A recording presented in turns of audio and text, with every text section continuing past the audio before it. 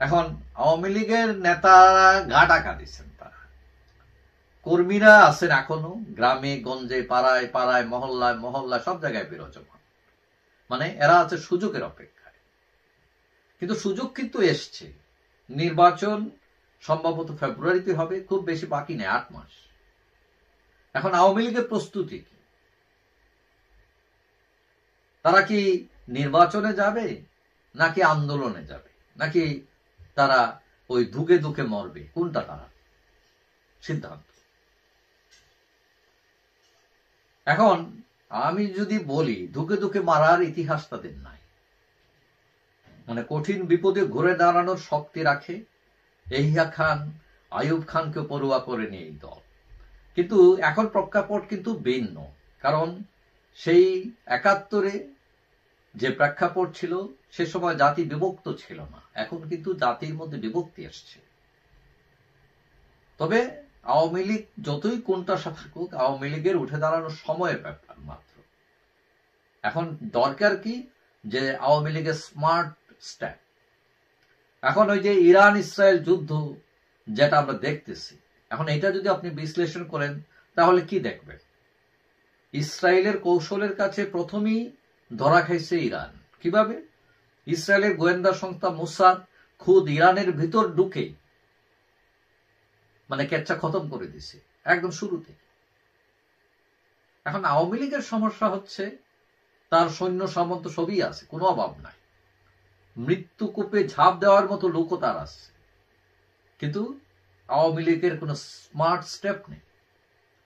পুরনো বস্তা পচা কথায় ঘুরে ফিরে তারা বলতেছেন নেতারা, নেই কোনো কূটনৈতিক তৎপরতা।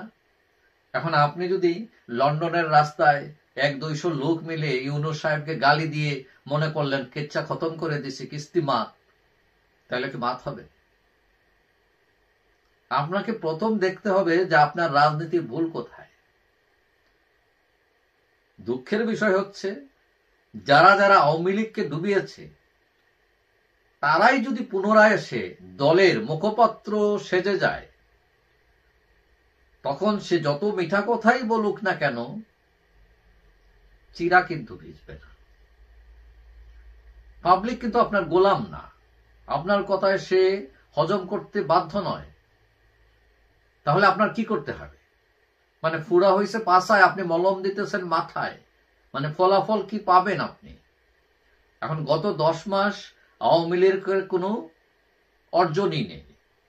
একমাত্র ফেসবুকে একটা পেজ খুলছে, ওইখানে আসিয়া স্টেটমেন্ট দেয়, কোথায় কে আওয়ামী লীগের পক্ষে কথা বলছে ওইটা দিতেছেন, তাদের নেত্রী শেখ হাসিনা মাঝে মধ্যে এসে কথা বলতেছেন, দ্যাটস ওই এক ফেসবুক। কোথায় আপনাদের নির্বাচনের প্রস্তুতি? আচ্ছা, নির্বাচনে যেতে চান না, দ্যাটস ফাইন, আন্দোলনের প্রস্তুতি কোথায়? এখন কথা হচ্ছে যে রাজনীতি যদি আপনাকে টিকতে হয়, তাহলে আপনার এইম, আপনার গোল ঠিক করতে হবে যে আপনার কিভাবে আপনি যাবেন, আপনার টার্গেট কি। আওয়ামী লীগে বললাম না জাম দেওয়ার লোকের অভাব নাই, আপনি গোলটা ঠিক করে দেন। আপনার যদি প্রয়োজন হয় আপনি 5 স্টেপ পিছাতে হতে হবে যৌথের কৌশল হিসাবে। কিন্তু আওয়ামী লীগ নেতাদের এরকম কোনো কৌশলই দেখা যাচ্ছে না, তারা এখনো মারমুখী। এখনই নিধিরাম সরকার ওই ইরাকের সাদ্দাম হোসেনের মতো, তার পিছনে কেউ আছে কি নাই, গোলাবারুদ আছে কি নাই, উনি কিন্তু আণবিক বোমা ফাটাই ফেলতেছে। তারপরে কি হইলো, পরে গিয়ে গড় থেকে লুকায় থাকা লাগছে। এখন আওয়ামী লীগ বিশাল সংগঠন, তার সকল শক্তি আছে, কিন্তু তার নেতৃত্বের দুর্বলতার কারণে সে এখন নিজেই আটকে আছে। তার নেই কোনো প্রস্তুতি, না আছে আন্দোলনের প্রস্তুতি, না আছে নির্বাচনের। কিন্তু রাজনীতিতে টিকে থাকতে হলে আপনাকে এখনই সিদ্ধান্ত নিতে হবে যে আপনি কি চান। নির্বাচনমুখী হলে নির্বাচনের প্রস্তুতি শুরু করতে হবে, আন্দোলন থাকতে হলে আন্দোলনের প্রস্তুতি। আর যদি এগুলো কোনোটাই করতে না পারেন, তাহলে এই যে লক্ষ লক্ষ কর্মী, এরা দুঃখে দুঃখে মরবে, এরা অন্য প্ল্যাটফর্মে চলে যাবে। কেউ স্তব্ধ হয়ে যাবে, কেউ রাগ করে অভিমান করে আর বলবে গুড বাই। এবং এটা দেশের জন্য খারাপ, আওয়ামী লীগের জন্য খারাপ। কারণ সুস্থ রাজনীতিতে আওয়ামী লীগের যেমন অবদান আছে, এবং অনেক গত 15 বছরে আওয়ামী লীগের অনেক বদনামও আছে। এই বদনামটা গুছিয়ে আওয়ামী লীগ চাইলেই কিন্তু পারে আবার দাঁড়াতে। সবার টার্গেট থাকে ক্ষমতায় কিভাবে যাবে। ওই যে পাবলিকের কথা বলেন, দেশ উন্নয়ন, বদলে ফেলবেন, জনগণের জন্য কান্নাকাটি, এগুলো বেশিরভাগ ক্ষেত্রে হচ্ছে অভিনয়। এই যে ধরেন, এই যে বিএনপি এখন ক্ষমতায় যাওয়ার জন্য তারা মোটামুটি তৈরি, তারা ধরেই নিছে তারা ক্ষমতায় যাবে ইলেকশন হলে। কিন্তু এই যে 6-7 মাস 8 মাস বাকি, ওই 8 মাস তারা অপেক্ষা সইতেছে না। ওই যে দেখেন ইশরাক মেয়র, তার মেয়াদ হয়ে গেছে, তারপরে সে ক্ষমতায় যাওয়ার জন্য অস্থির। ঠিক আছে, আরো বিভিন্ন জায়গায় মামলা হয়েছে, তারা মেয়রগিরি চায়। তো এখন ক্ষমতার লোভ কিন্তু শুধু বিএনপির না, সকল দলে আমাদের দেশে। এখন যে সামনে এই গভর্নমেন্টের যে 3টা এজেন্ডা ছিল, নির্বাচন, সংস্কার, বিচার, এখন সংস্কার বিচার এগুলো নিয়ে তেমন কেউ কথাবার্তা বলে না। এখন সবাই খালি নির্বাচনের জব করতেছে। মানে এইটাই প্রমাণিত হয়েছে, ক্ষমতা ক্ষমতা ক্ষমতা। এখন নির্বাচন এখন অনুমান করা হচ্ছে যে রোজার আগে হবে, অর্থাৎ ফেব্রুয়ারির প্রথম দ্বিতীয় সপ্তাহে হতে পারে। রোজা হলো ফেব্রুয়ারির লাস্টের দিকে। এখন তারেক এবং ইউনূস দুইজন মিটিং করছেন লন্ডনে। এখন এই যে এই মিটিং এর পর এটা মোটামুটি কনফার্ম হচ্ছে যে ফেব্রুয়ারিতে হবে। কারণ এই দাবি কিন্তু জামাত ইসলামে করেছিল যে রমজানের আগে দেওয়ার জন্য। এটা একটা যৌক্তিক, কারণ রোজার মধ্যে নির্বাচন হওয়াটা আসলে একটা অযৌক্তিক ব্যাপার, আমাদের দেশের কালচারের সাথে যায় না এটা। এবং পরে ঝড় বৃষ্টির ব্যাপার আছে, এটাও যৌক্তিক, পরীক্ষা আছে, এটাও যৌক্তিক, প্রচুর গরম পড়ে যাবে, সবকিছু মিলিয়ে মোটামুটি ধরে নেওয়া যায় ফেব্রুয়ারিতে হচ্ছে নির্বাচন। এখন প্রশ্ন হচ্ছে নির্বাচনে কারা থাকছে কারা থাকছে না। সরকার এই জায়গাটা ক্লিয়ার করে না এখনো। আওয়ামী লীগ থাকতে পারবে কিনা, জাতীয় পার্টি থাকতে পারবে কিনা, 14 দল থাকতে পারবে কিনা। তারপরে আরেক প্রশ্ন আছে কাদের সাথে কাদের জোট হয়। এখন যেটা ধারণা করা হচ্ছে, শোনা যাচ্ছে, বোঝা যাচ্ছে যে বিএনপির সাথে ইসলামী 4-5টা দল থাকবে, আরো কিছু দল থাকবে, মান্নার দল, যেমন ধরেন আসম রবের দল, কর্নেল ওলি আহমেদের দল, এরকম ছোট ছোট অনেকগুলো দল তারা থাকবে, এটা ধরে নেওয়া যায়। আর আরেকটা চমক আসতে পারে, সেটা হলো এনসিপি, নাগরিক পার্টি। নাগরিক পার্টি যদিও সবাই বলতেছে একটু জামাত ঘেঁষা, কিন্তু আফটার অল তারা জামাতের দিকে যাবে না। ওই যে স্বাধীনতা যুদ্ধে জামাতের ভূমিকা এখানে একটা বড় ব্যাপার হয়ে গেছে। কারণ তরুণ প্রজন্ম আর যাই হোক, এরা কিন্তু মানে স্বাধীনতা বিরোধী না, তারা ওই জামাতের সাথে ঢুকে মানে তাদের সিবি নষ্ট করতে চায় না।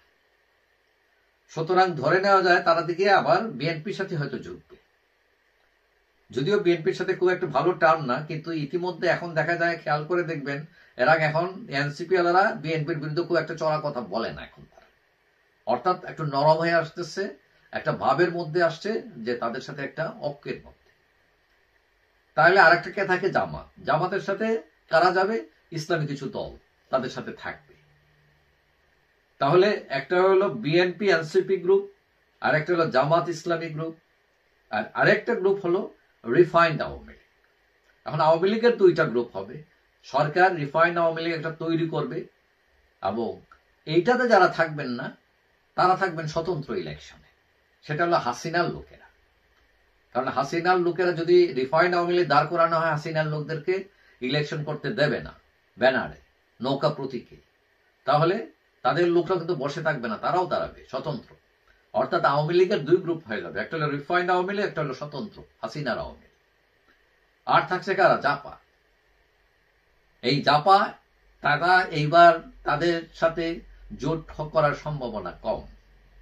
জাপা অনেকটা এককভাবেই নির্বাচন করবে, তাদের আবার 14 গ্রুপ, এবং তাদের খুব ভালো ফলাফল করার খুব একটা আশাও নেই, এবং তাদের ভালো অবস্থান নেই জেনে কেউ হয়তো তাদের আর নিতেও চাইবে না, সমালোচিত হতে চাইবে না। এখন এই নির্বাচনের ফলাফল কি দাঁড়াবে, মোটামুটি 100% নিশ্চিত বিএনপি ও তার জোট সরকার গঠন করবে এইবার। আর আওয়ামী লীগ প্লাস স্বতন্ত্র, যারা রিফাইন্ড আওয়ামী লীগ, হাসিনার আওয়ামী লীগ, স্বতন্ত্র আওয়ামী লীগ, এরা এক পর্যায়ে গিয়ে আবার এক হয়ে যাবে। কারণ তারা তো আওয়ামী লীগ এবং সম্মিলিতভাবে তারা বিরোধী দলের ভূমিকায়, প্রধান বিরোধী দলের ভূমিকায় অবতীর্ণ হবে, এটাও মোটামুটি নিশ্চিত। আর তৃতীয়ত জামাত জোট, তারা জামাত জোট তৃতীয় অবস্থানে থাকবে। যদিও অনেকে মনে করতেছেন ক্ষমতায় চলে যাবে, প্রধান বিরোধী দল হবে। আমার ধারণা তারা প্রথমও থাকতে পারবে না, দ্বিতীয় থাকবে না, তারা তৃতীয়তেই থাকবে। কারণ আমাদের দেশের জামাতের রাজনীতি ইতিপূর্বে আমরা দেখেছি, হ্যাঁ, হাক ডাক অনেক বেশি, ক্ষমতায় চলে যাচ্ছে ভাব, কিন্তু ভোট পায় 5%। কারণ ভোটের বাক্সে বাংলাদেশের সংস্কৃতি হচ্ছে আওয়ামী লীগ, বিএনপি। এটা কিন্তু আপনি, সে জানে ওই লোকটা ভালো, কিন্তু ভোট দেয় না। ওই ভোটের বাক্সে গেলে তখন ধানের শীষ আর নৌকায় চিন্তা করে। এই কালচার থেকে বেরিয়ে আসতে সময় লাগবে আমাদের। তারপরে ছোটখাটো কিছু দল, স্বতন্ত্র কিছু প্রার্থী হয়তো আরো কয়েকটা আসন পেতে পারে। সবকিছু মিলিয়ে যার বেশি লাভ হবে সেটা হচ্ছে আওয়ামী লীগ। কারণ ইলেকশন হলে আওয়ামী লীগ স্বতন্ত্র আকারেই হোক, রিফর্ম আকারেই আসুক, রিফাইন্ড আকারেই আসুক, বা মূল ব্যানারেই আসুক, সে আসবে এবং তাতে সে ইন করবে রাজনীতিতে। এটা হচ্ছে তার সবচেয়ে বড় লাভ। আর সংসদে যদি সে প্রধান বিরোধী দল হয়, তাহলে তার বড় একটা অবস্থানও তৈরি হবে। আর সবচেয়ে বেশি ক্ষতির মধ্যে পড়বে সেটা হলো জাতীয় পার্টি। একসময় তারা তৃতীয় দল হিসাবেই বাংলাদেশে বিবেচিত হতো, তাদের অবস্থান হারিয়ে যাবে, এটাও মোটামুটি নিশ্চিত। তারা এই আগামী নির্বাচনে তারা হিসাবের বাইরে চলে যাবে। তারা ওই কমিউনিস্ট পার্টি, সাম্যবাদী দলের মতো একটি দল থাকবে,